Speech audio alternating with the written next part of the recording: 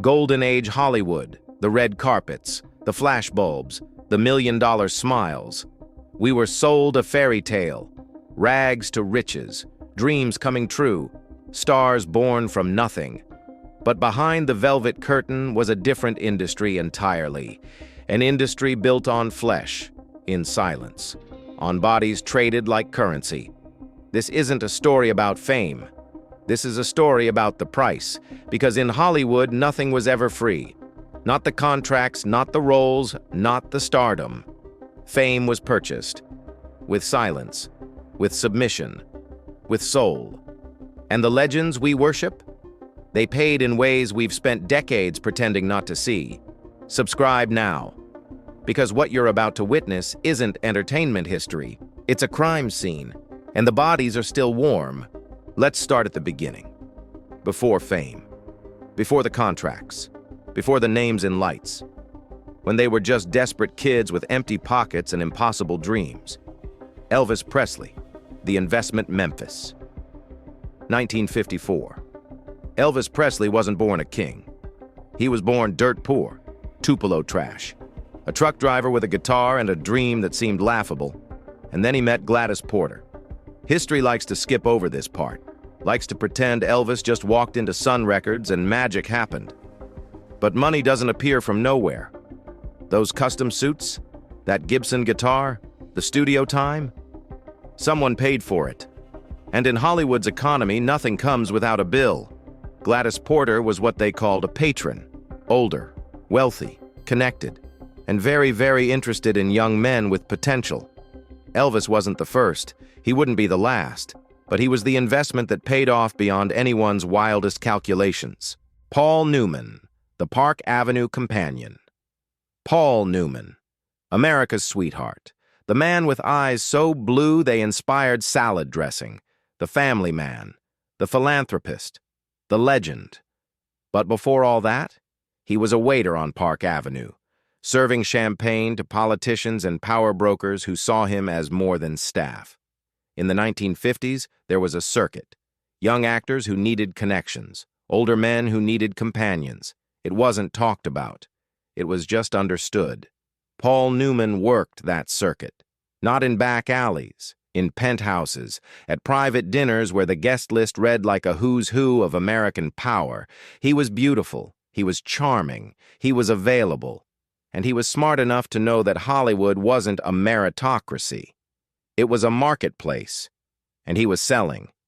Years later, when he married Joan Woodward and played the devoted husband for 50 years, people praised his loyalty, his integrity, his moral fiber. Ava Gardner, the New York debt Ava Gardner, the most beautiful woman in the world, the face that launched 1,000 films, the siren. But in 1940, she was just a kid from North Carolina with no money, no connections, and a photograph that caught someone's attention. She came to New York, and someone made her an offer, a job, a place to stay, an introduction to the right people. In exchange for what? The stories vary, but they all end the same way. Ava owed. And in the underworld economy that funded early Hollywood, debt doesn't expire. For the rest of her life, Ava would talk about feeling owned, about contracts that felt like chains, about men who treated her like property they'd purchased, because they had. Just not through MGM, through a different kind of contract, the kind written in blood, not ink. She drank to forget. She married to escape. She ran to Spain to hide. But the debt followed. Because once you take money from that world, you belong to them forever. Now let's talk about the specific transactions. The moments when a soul was traded for a role. The locked rooms where careers were born and innocence died. Marilyn Monroe. The Palm Springs transaction. Marilyn Monroe wasn't Marilyn yet. She was Norma Jean, a struggling model. Nobody is desperate to be somebody. And then came the invitation. A weekend in Palm Springs, a party at a producer's estate, an opportunity, they said, a chance to be seen by the right people. She wore a white satin dress. She smiled with eyes that already knew how this would end. And when the party cleared, when the lights dimmed, when the locked door clicked shut, Norma Jean understood the terms. This is where the pain started. The pain that would haunt every smile, every photograph, every supposedly joyful moment. Because that weekend didn't just launch her career. It broke something inside her that never fully healed. Years later, Marilyn would talk about feeling like a piece of meat, like something men consumed and discarded. People thought she was being dramatic, being difficult, but she was being honest, because she remembered Palm Springs. She remembered the white dress. She remembered the locked door. And she remembered that her career, her fame, her entire life was built on that night. You can see it in her eyes if you look closely. Behind every sultry look, every breathy voice, every blonde bombshell performance, there's a girl in a white dress who knows exactly what she had to do to survive, and it killed her anyway. James Dean, The 14th Floor Contract. James Dean, rebel without a cause, the icon of disillusioned youth, dead at 24 in a car that might as well have been a coffin he'd been driving toward his whole short life. But before Rebel, before East of Eden, before any of it, there was the 14th floor, an office building in Los Angeles, a man named Howard Strickman, and a transaction that opened every door and locked James Dean inside himself forever. There's a rumor, whispered in the corners of old Hollywood. They called him the human ashtray, a cruel nickname for a crueler reality. What he had to endure to get his foot in the door. Howard Strickman had power. He had connections. He had the ability to make unknowns into stars. And James Dean had nothing except talent and desperation and a willingness to do whatever it took. So he went to the 14th floor. And whatever happened in that room, it bought him 3 films and eternal fame and a death wish he couldn't outrun. Watch his performances knowing this. Watch the rage in Rebel, the pain in East of Eden, the self-destruction in Giant. That's not acting. That's exorcism. That's a man trying to scream out what he can't say out loud. James Dean died in 1955, but the part of him that mattered, that died on the 14th floor years earlier. Faye Dunaway, The Beverly Hills Audition. Let's not pretend this is ancient history. Let's not pretend the locked rooms disappeared with the studio system. Faye Dunaway, 1960s. A new generation, a new Hollywood, the same old transaction. She came to Beverly Hills for an audition, a major role, a career-making opportunity. She was talented, she was striking, she was perfect for the part. But the audition wasn't about acting. It never was. She walked into that house.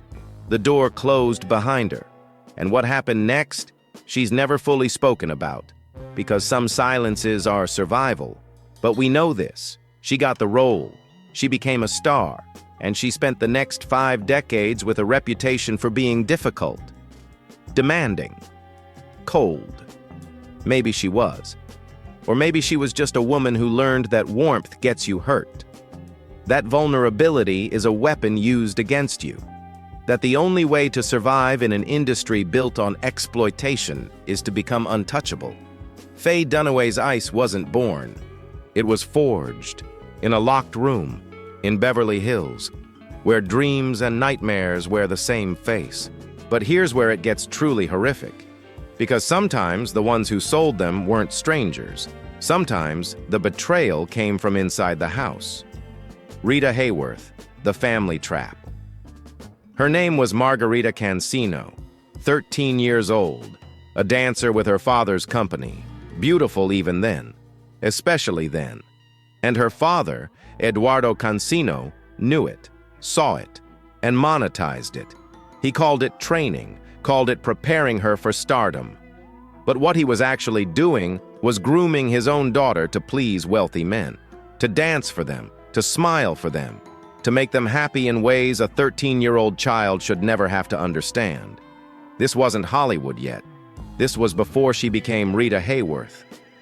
This was the foundation, the original sin, the moment when she learned that her body wasn't hers. It was currency. and her father was the one spending it. By the time she got to Hollywood, she already knew the rules, already knew what men expected, already knew how to disappear inside herself while performing for others. Rita Hayworth became Gilda, the ultimate fantasy, the woman every man wanted, and she played it perfectly because she'd been rehearsing since she was 13. But the cost?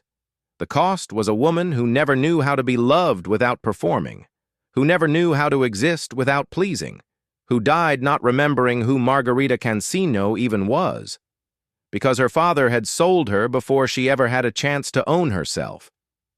Natalie Wood, the night childhood ended, Chateau Marmont. Or maybe it was a mansion in the Hollywood Hills. The stories vary, but the ending is always the same. Natalie Wood, 8 years old, a child star, already famous from Miracle on 34th Street, already valuable, already vulnerable, and her mother, Maria, had ambitions.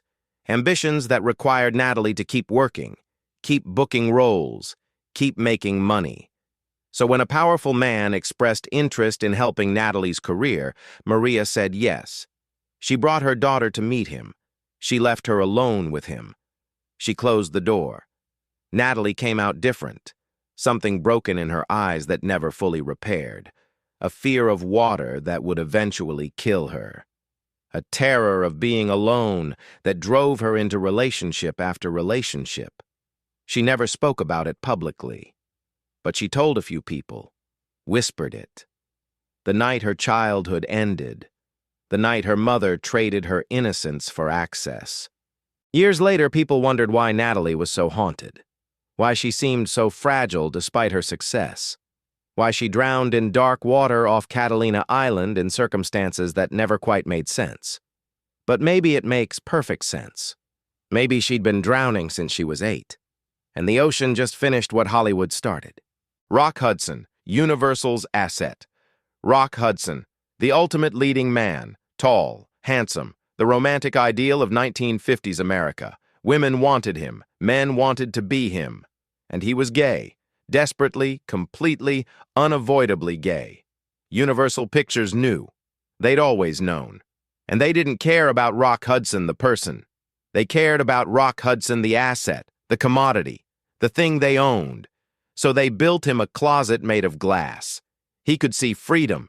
He could see authenticity. He could see other gay men living openly in certain corners of Los Angeles.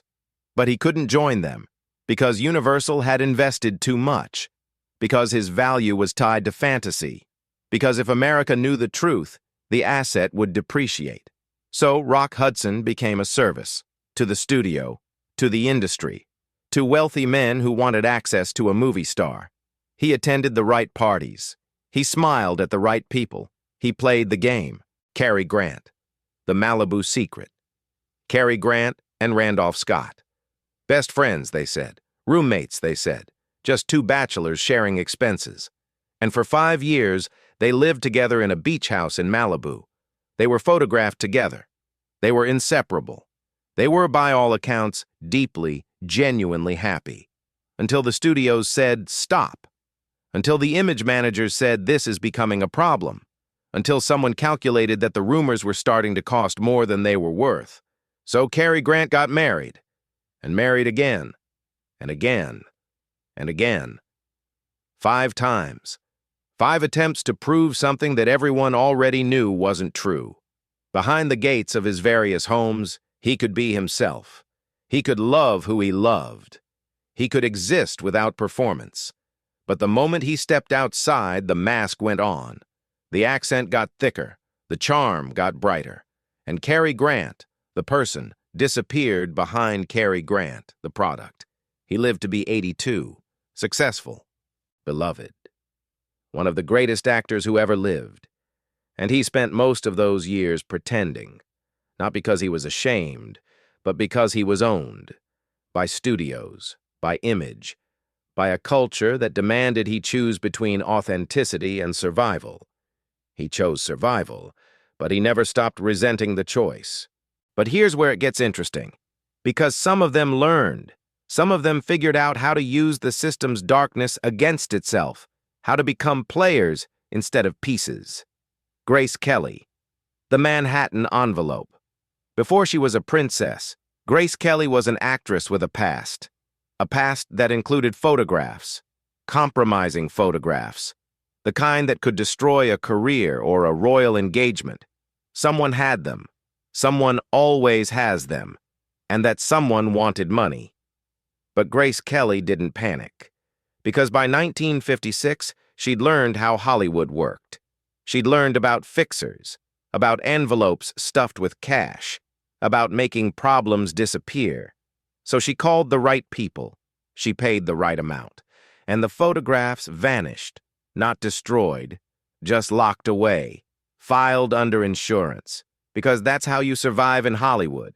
You don't fight the dirt, you manage it. You own your scandals before they own you. Grace Kelly became Princess Grace of Monaco, fairy tale perfect, untouchable. But somewhere in a vault, there's an envelope, and in that envelope is the proof that even princesses have to pay for their thrones. Joan Crawford, the Eliminator. Joan Crawford didn't start as a player. She started as a victim, a dancer in questionable establishments, a woman who did what she had to do to survive. But Joan learned something the others didn't. Shame is only powerful if you fear it. So when someone from her past tried to blackmail her in the 1940s, she didn't flinch, didn't negotiate, didn't beg. She eliminated the problem, not with violence, with precision, with lawyers and fixers and enough dirt on the blackmailer to bury him 3 times over. Joan Crawford understood that in Hollywood, the game isn't about being innocent. It's about being untouchable, about having enough power that your past becomes irrelevant. She spent the rest of her career as one of the most feared women in Hollywood, not because she was cruel, but because she refused to be a victim twice. Her daughter would later write that Joan was a monster. Maybe she was. Or maybe she was just a woman who learned that mercy gets you destroyed and power keeps you alive. Frank Sinatra, marriage as camouflage for marriages. 4 very public, very strategic marriages. Each one timed perfectly to deflect from something. From mafia connections. From rumors about his sexuality. From scandals that would have ended lesser careers. Frank Sinatra understood that in America, a married man gets a pass. A married man is safe. A married man can do almost anything as long as he comes home to a wife. So Frank collected wives like alibis. Ava Gardner, Mia Farrow. Each one served a purpose. Each one bought him cover while he lived his real life in the shadows. Mob connections, documented. The questionable relationships, whispered about. But marriages, those made him untouchable. Frank Sinatra died a legend. The chairman of the board, old Blue Eyes, an American icon. And nobody wanted to look too closely at the architecture of that legend, at the marriages that were really contracts, at the life that was really a performance. Elizabeth Taylor, the coordinator. Here's the conspiracy theory that won't die. Elizabeth Taylor wasn't just a star. She was a connector, an organizer, someone who knew where the parties were and who needed to be there. The evidence is circumstantial. The whispers are persistent. The timeline is suspicious. We know she moved in powerful circles. We know she had access to everyone who mattered. We know she survived scandal after scandal while others were destroyed for less. And we know that in Hollywood, that kind of immunity doesn't come from talent. It comes from leverage. Did Elizabeth Taylor coordinate parties where powerful men met young actors? Did she facilitate introductions that led to transactions? Did she know more than she ever said? We'll never know for sure, but the questions remain. Because her level of protection, her level of power, her level of untouchability suggests she wasn't just playing the game, she was running part of it. Sophia Loren, the protected asset. Sophia Loren married Carlo Ponti, but it wasn't a romance. It was a protection contract. Carlo Ponti was connected, not to studios, to people who made studios possible. And when he married Sophia, he wasn't just marrying a beautiful actress. He was claiming her, marking her as untouchable, putting up a fence that said, "This one is protected." From that moment on, Sophia Loren worked steadily, successfully, without the scandals that destroyed contemporaries like Marilyn or the exploitation that broke others. Because she had something they didn't, a protector, not a husband, a godfather in the original sense, someone whose name carried enough weight that the predators backed off. Sophia Loren is 90 now, still elegant, still powerful, still untouched by the scandals that consumed others. Some people call it luck, others call it talent. But the truth? She had protection. And in Hollywood Babylon, that's the only currency that matters. See. So let's step back. 15 legends. 15 lives built on transactions we've spent decades pretending not to see. The classic films we love, the iconic performances we celebrate, they were built on bones, on silence, on shame, monetized and packaged and sold back to us as glamour. Elvis, Paul, Ava paid with their youth. Marilyn, James, Faye paid with their souls. Rita and Natalie paid with their childhoods. Rock and Cary paid with their authenticity. Grace, Joan, Frank, Elizabeth, Sophia learned to weaponize the system before it weaponized them. And we watched it all. Bought the tickets, collected the magazines, built the mythology, while pretending not to know the price. But now you know. Now you can't unknow. So when you watch Casablanca or Rebel Without a Cause or Some Like It Hot, remember, these aren't just performances. They're evidence. They're testimony. They're ghosts trying to tell us what they couldn't say while they were alive. Hollywood wasn't a dream factory. It was a flesh market. And the legends we worship, they were the merchandise. Subscribe if you believe the truth matters more than the fantasy. Comment which story disturbed you most and why. Share this with someone who still believes in old Hollywood glamour. Because the machine is still running, the transactions are still happening, and until we name them, until we acknowledge them, until we demand better, nothing changes.